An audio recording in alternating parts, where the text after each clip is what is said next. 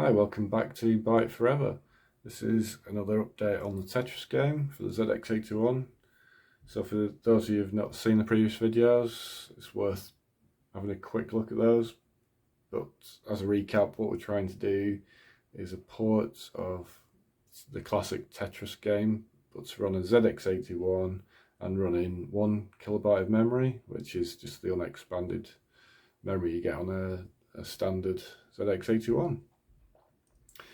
So the changes since last video mainly is to do with checking if a line is complete, and then if the line is complete, shuffling all the lines above it down by one.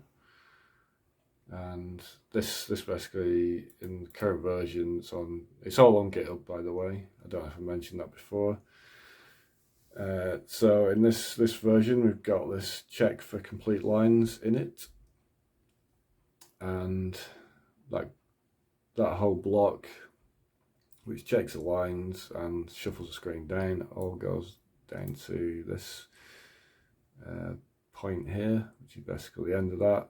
The check if top will be hit, and yeah. So I'll probably just show you the game running, and it's been a real challenge just to get this to run in 1 kilobyte of memory. You wouldn't believe how difficult it is unless you've actually tried to program something for 1K. Now I know there's still bugs in this, there's quite a few problems. The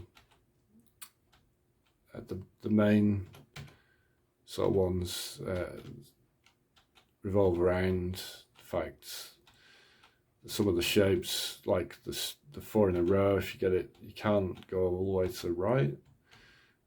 Some of the shape collision from the side doesn't work. So you can't get the 4 in a row to the edge. And just see if demonstrate. So if you go in from the side, there you can see you can actually collide, and it doesn't stop you from doing that, which is a bit wrong. But you can see there it's shuffling lines down if you get a complete line, which is quite cool. It's quite tough to play, actually. Don't know if that's a good thing or not. Oh, there I've got a square to fill that in. No. So yeah, it does run fairly quickly. I mean, there's no problem with that. I mean, it's got a delay loop in there, which could make it run even faster. That was one of the original aims. I'm just struggling to find enough memory there. That's the problem.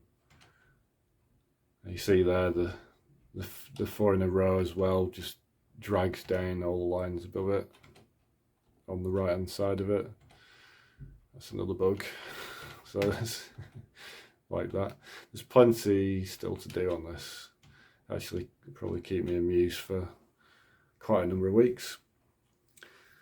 Anyway, thanks for watching. I hope you're enjoying this Tetris game on the ZX81. If anyone wants to check out the GitHub source code for this and download the .p file, you're quite welcome to do that and play the game. Okay, bye for now.